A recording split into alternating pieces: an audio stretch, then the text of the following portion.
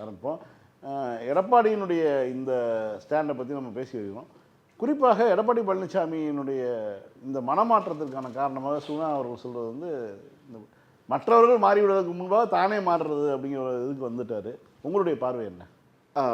ரெண்டு விஷயம் நான் மெயினாக குறிப்பிட நினைக்கிறேன். ஒன்று வந்து என்னென்னா, எடப்பாடி பழனிசாமிக்கு வந்து தன்னுடைய பொறுப்பை அவர் எப்படி 4.5 வருஷம் தமிழ்நாட்டுக்கு முதலமைச்சராக இருந்தவர். நம்ம விஜய் பேசுகிறார், நடிகர் விஜய் பேசுகிறாருன்னா அவர் இப்போ தான் அரசியலில் வந்து தவழறாரு. அவருக்கு யாரோ எழுதி கொடுக்குறாங்க, அவர் பேசுகிறாரு அப்படின்னும் போது அவரை நம்ம வந்து ரொம்ப மக்கள் வந்து அவர் தற்குறின்னு சொல்கிறாங்க, அவர் ஒரு கிளிப்பிள்ளை போல ஒப்பிக்கிறாரு அப்படின்னு சொல்கிறாங்க. ஆனால் திரு எடப்பாடி பழனிசாமி யாரோ எழுதி கொடுத்ததை பேசுகிறாருன்றது வந்து நம்ம நம்ப முடியாததாக இருக்குது.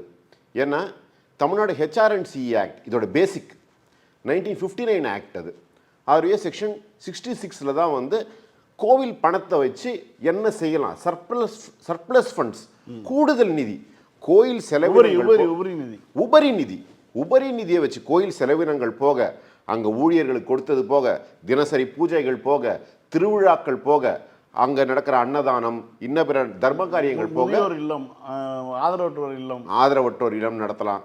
இசை, நாட்டியம், நாடகம், கலை, பண்பாடு, இப்படி பல விஷயங்களை கொடுக்கும்போது கல்வியும் கொடுக்கலாம். 2 விதமான கல்வி நிறுவனங்களை நடத்தலாம்னு சொல்லிட்டு பிரிவு 66 சொல்லுது. என்ன? ஒன்று, இந்து சமய வழிபாட்டு முறைகளை, இந்து சமயத்தை பரப்புவதற்கான கல்வி. இப்போ BA வைஷ்ணவிசம், BA சைவிசம், அப்படி மெட்ராஸ் யூனிவர்சிட்டியில் கூட கோர்சஸ் இருக்குது. அது போல் சைவ மதம், வைணவ மதத்தை பரப்பும் விதமாக நம்ம வந்து அந்த கோவிலுடைய என்ன மூலவரம், எந்த முறையை அவங்க பின்பற்றுறாங்களோ அதை அவங்க ப்ரொபகேட் பண்ணுறதுக்கு செய்யலாம். இன்னொன்று, கல்வியோடு சேர்ந்த சமய இது. இப்போ பார்த்தீங்கன்னா BA இங்கிலீஷ் படித்தாங்கன்னா அதில் கூட அபவுட் சைவிசம், BA தமிழ் இருக்கா அதில் வந்து வைணவம், இப்படி அவங்க அந்த சமய பாடம் ஒன்று கண்டிப்பாக இருக்கணும்னு சொல்லிட்டு சொல்லுது. சமய வழிபாடு, சமய பாடம் அறநிலையத்துறையின் சார்பாக நடக்கக்கூடிய கல்லூரி கல்லூரிகளில் இப்போ நாம ஸ்கூல் படிக்கும்போது மாரல் இன்ஸ்ட்ரக்ஷன்ஸ் நடந்தது. ஆனால் அண்ணா யூனிவர்சிட்டியில் பகவத்கீதை கொண்டு வந்தபோது எதிர்ப்பு வந்தது. அது வந்து ஒரு பொது நிறுவனம் அப்படிங்கிறதுக்கான. ஆனால் வந்து ஒரு அறநிலையத்துறையின் சார்பில் நடத்தக்கூடிய எந்த ஒரு கல்லூரியிலையோ பள்ளியிலையோ அது மதம் சார்ந்த ஒரு பாடம் இருக்கணும். ஒரு மதம் சார்ந்த ஒரு பாடம் இருக்கணுன்றது என்ன வந்து அது மத நிறுவனத்தால் நடத்தப்படுகிற, அந்த பணத்தை கொண்டு நடத்தப்படுகிற ஒரு கல்வி நிறுவனம் இருக்கணும்னு சொல்லிட்டு சட்டத்தை வந்து நாம் உருவாக்கலை, திராவிட இயக்கம் உருவாக்கலை, திமுக உருவாக்கலை. 1959 காமராஜர் ஆட்சி காலத்தில் கொண்டு வரப்பட்ட சட்டம் அது ஒரு பக்கம். இன்னொன்று என்னன்னு பார்த்தீங்கன்னா, நிறைய பேர் பழனிசாமி அவருடைய புரிதல் இன்மை நமக்கால புரிய வருது. என்னன்னா, அவர் சொல்கிறார், நீங்கள் கொண்டு போய் கொடுக்குற உண்டியலில் கொண்டு போய் கொடுக்குற காசை வந்து எடுத்துகிட்டு போய் காலேஜ் ஆரம்பிக்கிறாங்க, கவர்மெண்ட்டுக்கிட்ட காசு இல்லையான்றது. இதில் நிறைய மக்களுக்கே கூட குழப்பம் வருது. அதனால் கரெக்டு தான், நாங்கள் அவர் சொல்கிறது கரெக்டு மாதிரி தெரியுதுங்க அப்படின்னு நம்பிக்கை உள்ளவர்கள் கேட்குறாங்க. அவங்களுக்கு நம்ம ஒரு விளக்கத்தை கொடுக்க வேண்டியதாக இருக்குது. என்னென்னா, கோயில் நிதிங்கிறது வெறுமனே உண்டியல் பணம் கிடையாது சார். நான் அன்னதானத்துக்கு 1 லட்ச ரூபா கொடுத்துருக்கேன், அந்த பணத்தை எடுத்து காலேஜ் நடத்துறீங்களா அப்படின்னு கேட்குறாரு. ரொம்ப நியாயமான கேள்வி. ஆனால் அன்னதானத்துக்கான அந்த ஃபண்ட் அதுலேயே தான் இருக்கும், தனி ஃபண்டு. அது தனி ஃபண்டு. அதை கொண்டு போயிட்டு எந்த நீங்கள் கோவிலில் கொடுத்தாலும் மடத்தில் கொடுத்தாலும் அது வந்து ஒரு FDயில் இருக்கும். அந்த FDயில் இருக்க வட்டியை வச்சு தான் வந்து அன்னதானம் கொடுப்பாங்க. வருஷத்துக்கு 1 நாளோ 2 நாளோ நீங்கள் சொல்கிற நாளில் வந்து அந்த அன்னதானம் நடக்கும். நீங்கள் வந்து ஒருத்தருக்கு அதை வந்து கோல்டு மெடலிஸ்ட்டுக்கு வந்து கொடுக்குறேன்றீங்களா, வருஷம் ஒரு 10,000 ரூபாய் நீங்கள் கொடுக்குறேன்றீங்கன்னா அதுக்கேற்ற நீங்கள் ஒரு 10 லட்ச ரூபா கட்டிங்கன்னா அதுக்கு 10,000 ரூபாய் வட்டி வரும். அதை வந்து நீங்கள் ஒருத்தர் கொடுக்கலாம். இப்படி வந்து செக்ரிகேட்டட் ஃபண்ட்ஸ் இருக்குது, பிரிவு படிச்சிருக்காங்க. ரெண்டாவது, கோயில் நிதி, கோயில் வருமானம்ங்கிறது வெறுமனே உண்டியல் பணம் கிடையாது. எதனால் நம்ம அறநிலையத்துறைன்னு ஒன்று உருவாச்சு, அதோடைய பேசிக்லாம் வந்து எடப்பாடிக்கு தெரிஞ்சிருக்கும்னு நம்ம நினைக்கிறோம். ஏன்னா வந்து மன்னர்கள் உருவாக்குனது, கோயில்கள்ன்றது மன்னர்கள் உருவாக்குனது. மன்னர்கள்ட்ட தனியாக காசு கிடையாது, மக்களுடைய வரிப்பணம் தான் அது. சர்ச்சோ மசூதியோ வந்து அப்படி கிடையாது, மக்களுடைய பணத்தை வச்சு உருவாக்குனது. அரசு நிதியால் உருவாக்கப்பட்டதல்ல, அரசர்களால் உருவாக்கப்பட்டதல்ல. ஆனால் தமிழ்நாட்டில் இருக்கக்கூடிய கோவில்கள் வந்து அரசர்களால் உருவாக்கப்பட்டவை, பொது பணத்திலிருந்து உருவாக்கப்பட்டவை. அதனால் பொதுமக்களுக்கு வந்து அதில் பங்கு இருக்குது. அதனால தான் பொதுமக்கள் பணத்தை எடுத்து அதை வந்து கொடுக்குறாங்க. இல்லை, இந்த நீங்கள் சொன்ன விஷயத்தை வந்து மாண்புமிகு திரு PTR அவர்கள் வந்து பழனிவேல்ராஜன் அவர்கள் தமிழ்நாட்டினுடைய அறநிலையத்துறை அமைச்சராக இருந்த காலகட்டத்தில் அவர்கிட்ட கேள்வி கேட்கப்பட்டது. அப்போ அவர் சொன்ன பதில் தான் அது. கோயில்கள் தமிழ்நாட்டில், இந்தியாவில் அதிக கோயில்கள் உள்ள மாநிலம் தமிழ்நாடு. அந்த கோயில்கள் அனைத்தும் அரசர்களால் கட்டப்பட்டது. இந்த அரசர்கள்ட்டிருந்து ஜனநாயக அரசு தோன்றிய பின் அந்த கோயில்கள் வந்து ஒரு இந்த ஜனநாயக அரசுக்கு சார்ந்து தான் இருக்கணும். அப்போ வந்து அறநிலைத்துறை என்பது சரியான விஷயம் தான் சொல்லி ஆமாம், இதே தான் நம்ம ஏற்கனவே சொன்னது தான். நம்ம எதுவும் புதுசாக ஒன்றும் கண்டுபிடிச்சி சொல்லலை. இது ஏற்கனவே வந்து உள்ளது தான். அந்த அரசுகள் தொடர்ச்சி, அரசுடைய தொடர்ச்சியாக இன்றைக்கி திமுக அரசாங்கம் இருக்குது, அவ்வளோதான். காங்கிரஸ் இருந்தது, அதிமுக இருந்தது, எம்ஜிஆர் இருந்தாங்க, ஜெயலலிதா, கலைஞர் இருந்தார், இன்றைக்கி திரு மு.க. ஸ்டாலின் இருக்கார். அவ்வளோ ஆட்சியாளர்கள் மாறுறாங்களே தவிர அரசுங்கிறது அப்படியே தான் இருக்குது. அதனால் அரசு பணங்கிறது பொது பணம் தான், எடுத்து பயன்படுத்துவதில் சட்டப்படி தான் செய்துக்கிட்டு இருக்கோம். அதில் வந்து சட்டத்தை மீறி எதுவும் செயல்படுறதில்லை. செய்தால் கோர்ட்டுக்கு போய் கேட்டால், நீதிமன்றத்தில் போய் கேட்டால் அவங்களுக்கு நியாயம் கிடைக்க போகுது. நம்ம சட்டப்படி தான் செய்கிறோன்றதை பல வழக்குகளில் நீதிமன்றமே சொல்லியிருக்கு. இரண்டாவது முக்கியமான விஷயம் என்னென்னா, அவர் என்ன சொல்றாருன்னா, கோவிலில் பணம் இருக்கிறத பார்த்தா திமுகவுக்கு பொறுக்கலை, அதை வந்து எடுத்து செலவு பண்ணுறாங்க.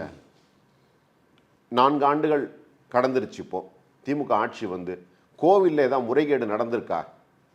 ஒரு முறைகேடு அவங்களால சொல்ல முடியாது, ஏன்னா எதுவும் நடக்கலை. பல்லாயிரக்கணக்கான 3000 குடமுழுக்கு தாண்டிட்டோம்னு நினைக்கிறேன். இப்போ அறநிலையத்துறை சார்பாக 3000 குடமுழுக்குகளை தாண்டிட்டோம். நம்ம கோவில் நிதி என்பது மிக சரியாக பயன்படுத்தப்படுகிறது. ஏற்கனவே சொன்ன பேர் கோவில் வருமானம்ங்கிறது உண்டியல் பணம் மட்டும் கிடையாது. நிலம், நீச்சு, ஆயிரக்கணக்கான ஏக்கர் இருக்குது, ஷாப்பிங் காம்ப்ளெக்ஸ் இருக்குது, பள்ளி கட்டடங்கள், கல்லூரி கட்டடங்கள் மட்டும் இல்லாமல் கடைகள், வணிக வளாகங்கள், வீடுகள், இப்படி அதில் வாடகை வருமானம், குத்தகை வருமானம், விவசாய நிலத்திலிருந்து குத்தகை வருமானம், இப்படி பல ஆயிரக்கணக்கான ஏக்கர்லேருந்து வந்துக்கிட்டு இருக்கு.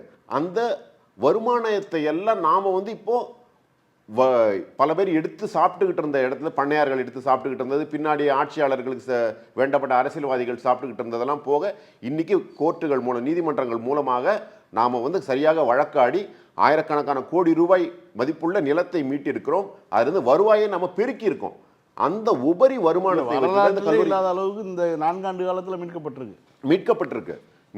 சட்ட போராட்டம் வழக்கம் போல, எல்லாத்துக்கும் போல சட்ட போராட்டத்தின் மூலமாக நேர்மையாக நாம் மீட்டிருக்கிறோம். மீட்டிய பணத்தை வைத்து தான் இந்த தர்ம காரியங்களை செய்கிறோம், கல்வியை கொடுக்குறோம். அதனால் வந்து அது உண்டியல் பணமாக கருத முடியாது. இது வந்து கோவிலுடைய வருமானத்திலிருந்து செய்யப்படுது. சரி, அடுத்த விஷயம் சொல்லியிருந்தேன். ஏன் திமுகவுக்கு பொறுக்கலையா? இதை விட அபாண்டமான குற்றச்சாட்டு இருக்க முடியாது. எல்லாருக்கும் இந்த தலைமுறைக்கு தெரியுமா தெரியல, திருச்செந்தூர் வைரவேல் காலமாக போனதும், கலைஞர் வந்து நீதி கேட்டு நெடும் பயணம் போனதும் நடந்தது பொன்மன செம்மல்னு அவங்க சொல்லக்கூடிய அவருடைய ஆட்சியில் தான் நடந்தது. அங்கே நடந்த ஒரு மரணமாக இருக்கட்டும், சிஜேஆர் பால் கமிஷன் நகை மதிப்பீட்டாளர் சுப்பிரமணிய பிள்ளை அவர்கள் வந்து மர்மமான முறையில் அந்த கோயிலில் இருக்கக்கூடிய அந்த ஆய்வு விடுதியில் இறந்து கிடந்தார். நீதி கேட்டு அந்த வைர வேலை காணான்னு சொல்லிட்டு கலைஞர் ஒரு பெரிய ஒரு நடைபயணத்தை போனார். இன்னைக்கு மாதிரி வேனில் போகாம ரெஸ்ட் எடுக்காம 1 கிலோமீட்டர் நடக்காம 200 கிலோமீட்டர் வந்து எம்ஜிஆரே ஃபோன் பண்ணி கலைஞருக்கு அவருடைய உடல்நிலை பற்றி பார்த்துக் கொள்ளுங்கள்னு சொல்லி பேசக்கூடிய அளவுக்கு அன்றைக்கு நேரடியாக அன்றைய முதல்வர் எம்ஜிஆர் வந்து நேரடியாக திருச்செந்தூருக்கு போய் ஆய்வு செய்தார். சமீபத்திய வரலாறு அதிமுக 2011-21 ஆட்சியில் எடுத்துக்கிட்டோம்னு வச்சுக்கோங்களேன். காஞ்சிபுரம் ஏகாம்பரேஸ்வரர் கோயிலில் இருக்க சோமாஸ்கந்தர் சிலை செய்யப்பட்டது, புதிய சிலை. பொதுவாக பழைய சிலை வந்து தேஞ்சிடுச்சு, பின்னமாயிடுச்சு. 54 சிலை, தங்கம் நிறைய இருந்து 67 கிலோ சிலை செய்யப்பட்டது, சோமாஸ்கந்தர் சிலை. அதற்காக பக்தர்கள் கொடுத்த தங்கம், காணிக்கையாக கொடுத்த தங்கம் 5 கிலோ செலவிடப்பட்டது. அதில் கருத்து போயிருச்சுன்னு சொல்லி பக்தர்கள் புகார் செய்யவும் நிபுணர்களை வச்சு ஆய்வு செய்தாங்க. குண்டுமணி அளவு தங்கம் கூட இல்லைன்னு சொல்லிட்டு விஞ்ஞான ரீதியாக ஸ்கேன் செய்து கண்டுபிடிக்கப்பட்டது. யாருடைய ஆட்சி காலத்தில்?